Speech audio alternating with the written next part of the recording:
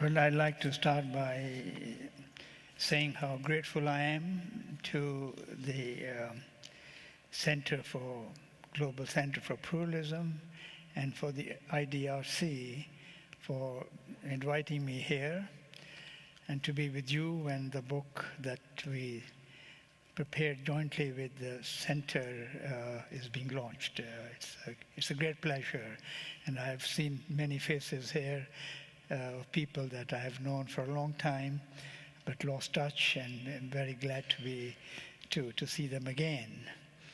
I have 15 minutes, so I want to summarize some of the main points in my presentation.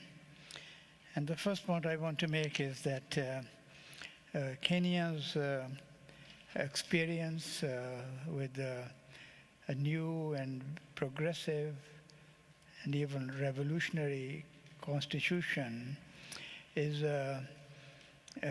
of interest to other countries as well. African countries have made many new constitutions in the last 2-3 decades. Most of them are indeed very progressive and cover a wide range of issues, not always to be found in constitutions. So I think that one value of discussing Kenya's 2010 constitution and how it has fared in the short time since it came into force may be of wider interest. I would like to give a very brief introduction to the background of the making of this constitution. I think many people think that the 2010 constitution was a response to the electoral violence that followed the elections of 2007. And during highly contested results, followed by a great deal of violence, when 1,500 people were killed in the space of 2 or 3 days in the most brutal way imaginable, and about 500,000 people were displaced from their homes as a result of ethnic killings. We were then visited by our friends from other countries in Africa, led by Kofi Annan, which brought the warring politicians together and restored peace and made an agreement under which a new constitution would be adopted, which answered some of the problems that had led to the fighting. But the working document for the constitution was one which had been produced several years earlier, in 2004, through a process which was very participatory and which went on for about 4 years, following a massive public movement for reform in the wake of the end of the Cold War. The process that I was privileged to be part of was perhaps the most participatory process I know of any constitution-making exercise. That constitution was eventually adopted as a result of this agreement engineered by Kofi Annan, not completely in the same form, but very substantially. There were 2 or maybe 3 basic motives behind the making of the new constitution. One objective is to deal with the diversity of people in Kenya, divided by race, religion, tribe, other ways, traditions. And the idea here was to overcome the divisions that had developed essentially since independence, and which had had a profound effect on politics, on the way people related to each other, and led in moments like the elections to a great deal of violence. The 27 violence was very well publicized internationally, but I can't think of single election except the 2002, which was not accompanied by massive amount of violence. So it seemed important that we prepare a constitution which would bring people together, which would create a more inclusive community, which would bring about justice, because many communities had been discriminated in the several years of authoritarian rule. And so the first project is what I call the people who are Kenyans. How do we define them? How does the Constitution define them? And so we felt that to bring people together, to make them feel they are part of this wider community, transcending religions and cultures and ethnic groups, we needed to redesign our rules about formation of government, about the right to participate, and about the equal protection both of individuals and communities which made up the Kenyan people.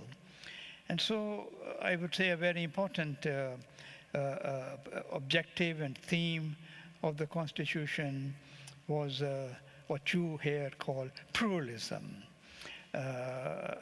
finding things that unite us and yet cherishing the differences that we have through history, through ancestry.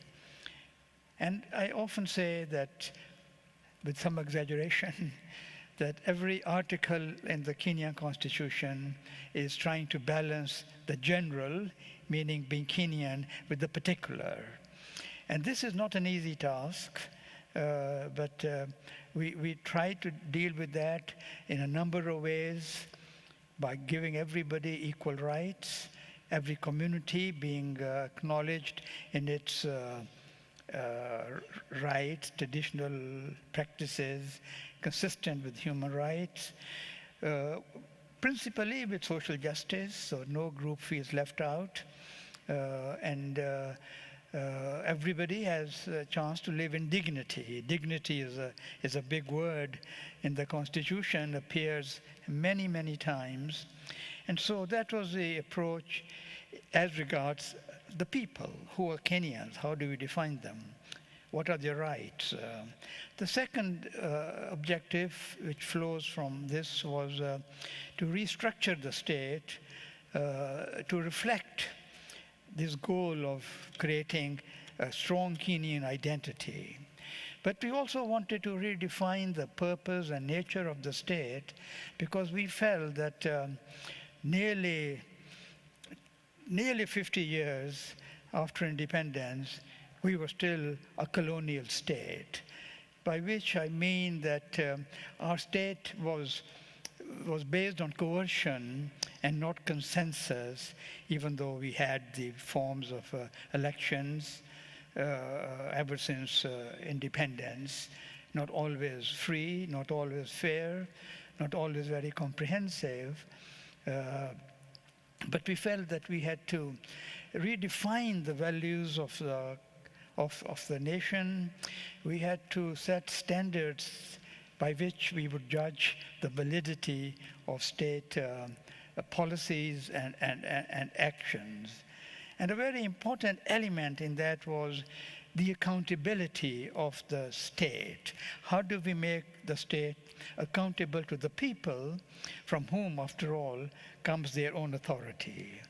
And we wanted also a third very important consideration was to restore integrity in the public and private domains.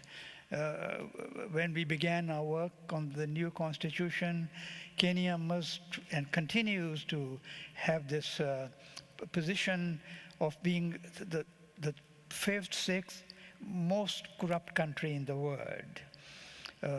And that had colored our politics with a very combustible mixture of ethnicity and corruption.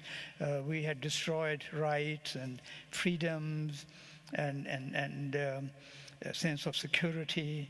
And so we wanted also to define purposes of the state, accountability for those purposes to the people in different ways. I don't have time to go through the many provisions that touch on accountability, but it's certainly a recurrent theme, as is pluralism.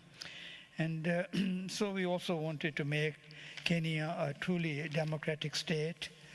And so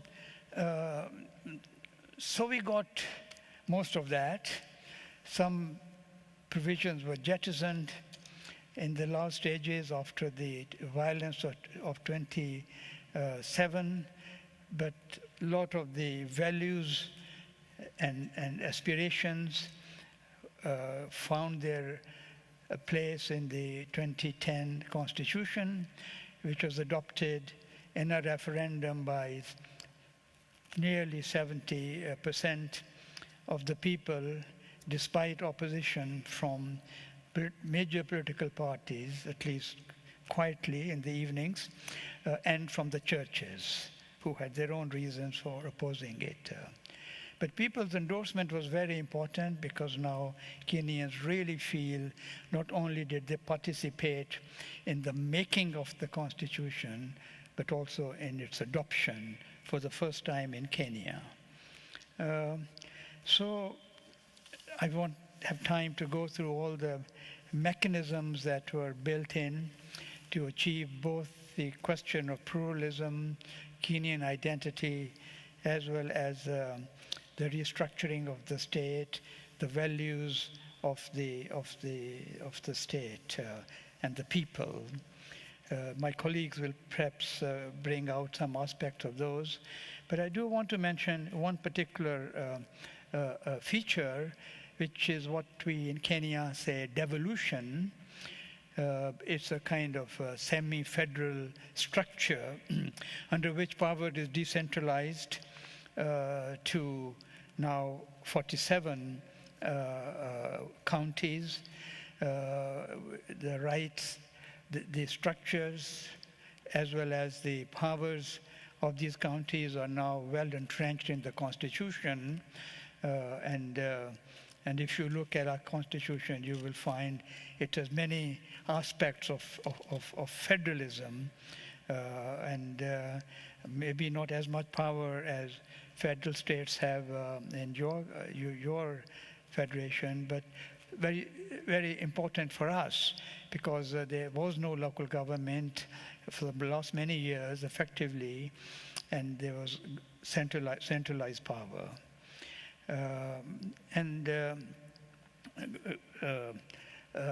Very high standards for state office, to eliminate corruption. A number of institutions were established, independent institutions for accountability from state organs. So there were many features which also touched on society, because we also wanted to give women equal rights, which my colleagues will perhaps talk about later on. So all in all, if you look at it, it is a very revolutionary constitution, going beyond the narrow confines of the state, reaching into society, ensuring equal rights for all, both under social rules as well as under state rules. People are very happy with it. What has been the experience of this constitution? Most of the constitution came into effect on the day of promulgation, which was 27th August 2010. But the part dealing with devolution and some other laws which were required came into effect only under the first elections, after the first elections under the Constitution, because parliamentarians wanted the full 5 years, so did the president.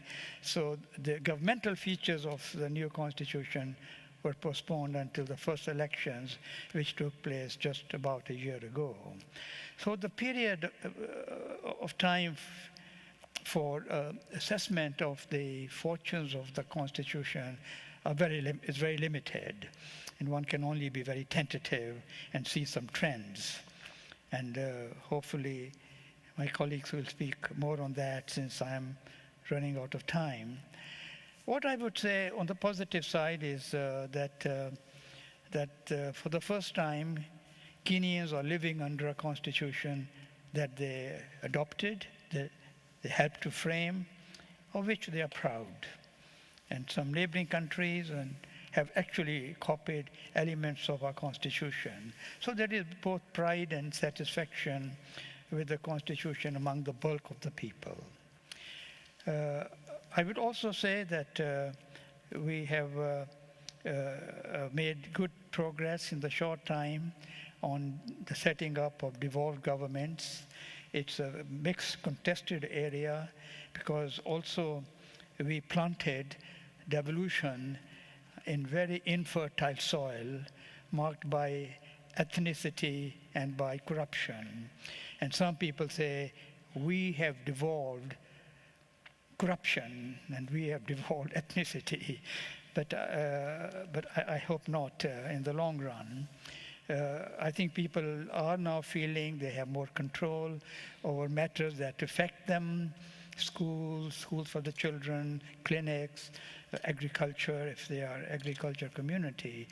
And I think there is a sort of commitment to hold their governors and local councils responsible in a way it has not been possible to hold the national government accountable.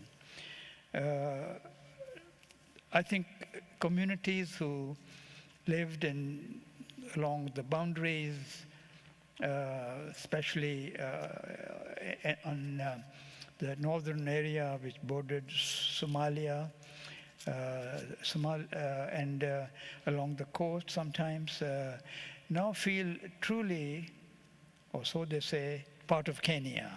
When we used to go to these parts of Kenya, especially when we went to get people's views, their first question was, how is Kenya? And we said, well, we are in Kenya. Today, someone was telling me there was headlines in the paper the other day about the senior person from one of those new counties, Mandera, saying, now we feel we are Kenyans. And I thought that was no great mean achievement of the Constitution as we work towards pluralism. But the picture is not entirely rosy. Our corruption continues, in fact, with renewed vigor, thanks to the Chinese capital that is flowing in. Other reasons, impunity, which we try to banish, still there. And I fear to say, and hesitate to say, personified by the fact that people chose, as president and as deputy president, two indictees of the ICC, the International Criminal Court, for crimes against humanity. So impunity is almost writ large in the new government. And so local people also within Kenyan system exercise or enjoy a great deal of impunity. We had very elaborate provisions for approval of members of parliament, members by parliament in the American style, for appointments to senior judicial positions in independent commissions, senior state officers. And a very quick look glance at how they had done this shows that the dominant element still was ethnicity and not the merit and the integrity of the candidate. If you looked at the last elections, the first elections under the new constitutions, the two defining elements were ethnicity and corruption, bribes. And the Electoral Commission did nothing about stopping these practices. The institutions we have set up as oversight have, for the most part, not been able to perform, either prevented by lack of resources or by other considerations. People's participation, which was a major theme of the Constitution, has not really been allowed to develop, to lead to people's engagement in decision makings, in accountability mechanisms. But I want to end with, one, let's say, positive feature. That's the judiciary. We had a very corrupt judiciary, very incompetent judiciary, and we were able to get through a provision that every sitting judge on the day of promulgation would have to be vetted. Several people were vetted and removed.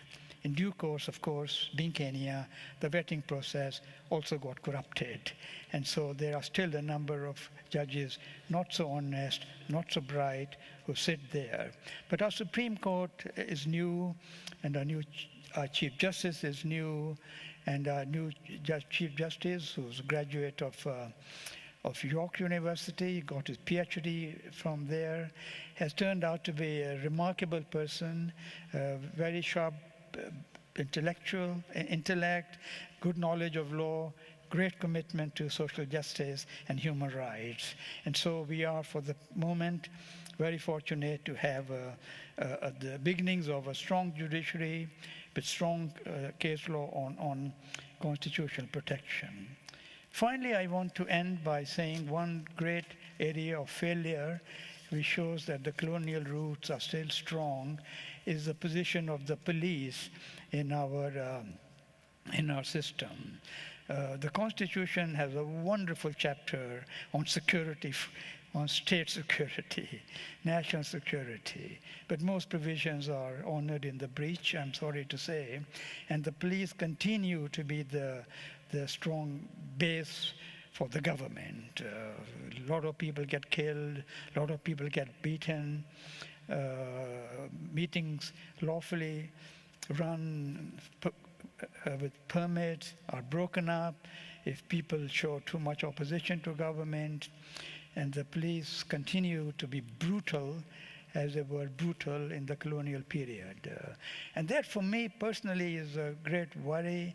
I have been looking at many state structures in Africa, and one thing we have not managed to do, because politicians don't want to do, is to uproot, to take the roots of the colonial system of government, which was to punish the people. In our case, to punish the people so white people could come and settle. That continues to be the basis, the coercive power, and not the consent of the people, which so far dominates our national security. But I don't want to end on that note. If we have not achieved all that the Constitution promised, then it's too early to judge. And as I may have said, we had a revolutionary Constitution, but we did not have a revolution. And I think the challenge for many of us, including in Katiba Institute, is to make people fully aware of what's in the Constitution, what's to protect them, and thereby, through knowledge, bring about the necessary revolution. Thank you very much.